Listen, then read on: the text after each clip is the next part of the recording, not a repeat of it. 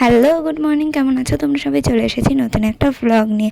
এটা হচ্ছে দিদিভাইদের বাড়ির ফার্স্ট সকাল কেন বলছি, আমরা এসেছিলাম সোমবার, এটা মঙ্গলবারের ভিডিও। আর সকালবেলা উঠেই দেখছি সবাই কাজ করছে, মানে আমার দিদির বর, জামাইবাবু, তারপরে মা, সবাই মিলে কাজ করছে। আমি একাই লেট।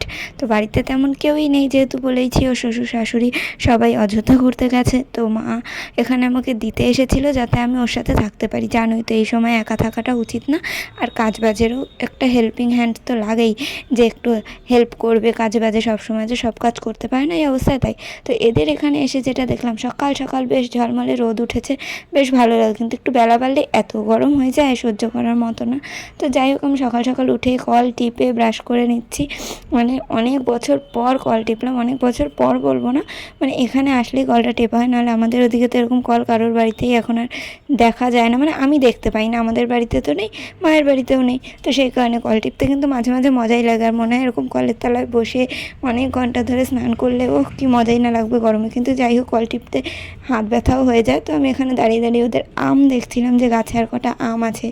এদের এখানে কিন্তু হনুমানও আসে আম খেতে, মানে আম দেখলেই ওরা চলে আসে। আম হলে আম খেয়ে খেয়ে এখানে খোসা মোসা ফেলে দিয়ে চলে যায়। তো যাই হোক, আমি এখানে সকালবেলা উঠে মুখ টুক ধুয়ে নিলাম। এবার আমাদের ব্রেকফাস্টের পালা।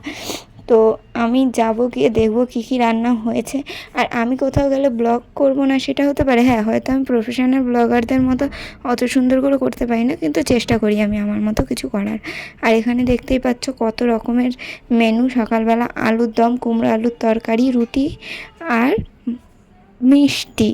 আর থালায় যে খাবারগুলো দেখলে সেটা কিন্তু আমার একার নয়, মা আর আমি দুজন মিলে খাবো। মা খাচ্ছে আর আমার মুখে একটু একটু ঠুসে দিচ্ছে, মানে খাইয়ে দিচ্ছে। তো আমরা দুজন মিলে এখন রুটি খাবো। আর মিষ্টিটা কিন্তু আমি খাবো না, মা খাবে। আর এখানে দেখো পাপানদা কাজে চলে যাচ্ছে। আর এখানে মা, আমরা সবাই হাসাহাসি করছি, গল্প করছি। ওখানে দিদিভাইও বসে আছে নিচে। তো আমরা খাওয়া দাওয়া করে আবার চলে এলাম একদম দুপুরে।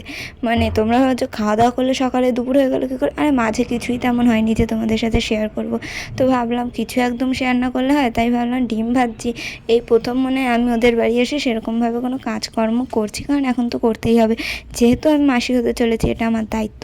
তো আমি ডিম ভাজছিলাম, মা ওদিকে আম ছুলছিল, মানে ওদের গাছেরই আম ছাড়াচ্ছিল। তো এবার পালা আমাদের দুপুরের লাঞ্চ করার। এবার তোমরা তো জানোই কারোর বাড়ি গেলে মানে কীরকম লাঞ্চ হয়, মানে অনেক রকমের। কিন্তু হ্যাঁ, এখানে যেহেতু দিদিভাই একা রান্না বান্না করছিল, আমরা টুকটাক হেল্প করছিলাম।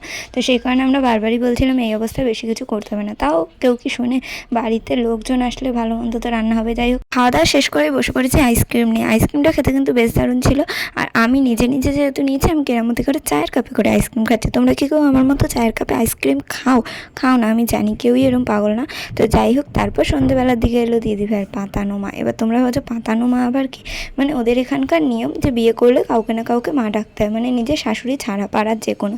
এই যে হচ্ছে দিদিভাই সেই পাতানো মা আর বোন। যাই হোক, যেহেতু মা ডেকেছে, তার ছেলেমেয়েরা ভাই বোন তো হবেই। আর তারা সত্যিই খুব ভালো, সবসময় দিদিভাইদের বাড়ি আসে, ঘোরে, গল্প করে। তো পুরো নিজের লোকের মতো। তো যাই হোক, সন্ধ্যাবেলা একটু গল্প গুজব করার পর রাতের বেলা বসে পড়েছে দিদিভাই নিজের হাতে বানানো চিকেন চাউমিন খেতে, যেটা খেতে সত্যিই খুব ভালো ছিল। প্রথম দিন তো আমি ওদের বাড়ি বেশ ভালো কাটার। তো জানি না পরবর্তী দিনগুলো কেমনভাবে কাটাবো। যাই হোক, সবাই সুস্থ থেকো, ভালো থেকো। ভিডিওটা ভালো লাগলে লাইক কমেন্ট শেয়ার করে দিও। আজকের মতো টাটা।